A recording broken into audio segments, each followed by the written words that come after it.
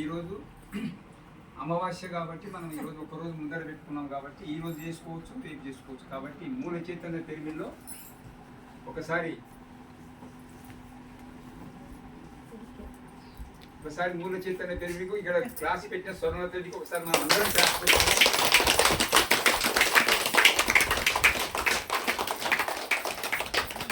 ఈరోజు కాబట్టి మనం అందరం ఈరోజు ఒకటి ఏముందంటే ఇన్ని క్లాసులు పెట్టాము.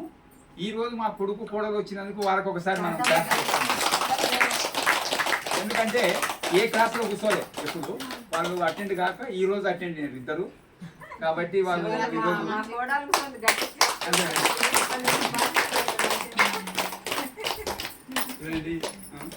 Okay master. ఎందుకంటే ఈరోజు అమావాస్య ఎంతో మనము ఒక సంకల్పం అనేది పెట్టుకోవాలి ప్రతి 8 మాస్టర్.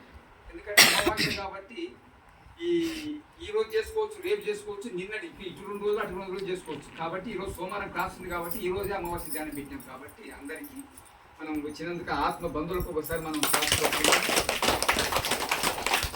ఒకటి ప్రత్యేకత ఏముందంటే అమావాస్యకు ప్రతి పెరిగిడి మాసంలో మనం ఏం సంకల్పం పెట్టుకోవాలంటే ఎక్కువ ఏంది మనలో పేరెంట్స్ కానీ మన ఇంట్లో ఫ్యామిలీ ఏమున్నా కూడా మనం ఒక సంకల్పం అనేది పెట్టుకుంటే మనకు ఖచ్చితంగా సక్సెస్ అయిపోతుంది అందరికీ తెలుసు. కాబట్టి మనము పెట్టుకునే దాంట్లో కూడా ఉంటుంది సంకల్పం అనేది.